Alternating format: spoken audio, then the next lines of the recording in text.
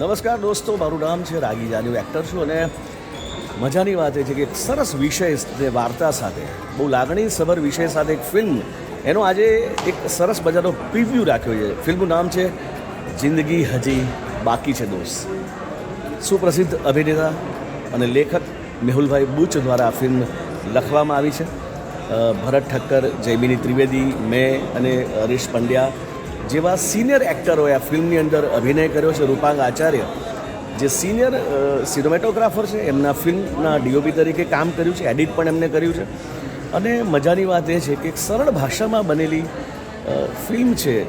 યુવાનો અને વૃદ્ધોની વચ્ચે જે મનભેદ અને મતભેદ થાય છે એના વિષયને લઈને આ વાર્તા બની છે.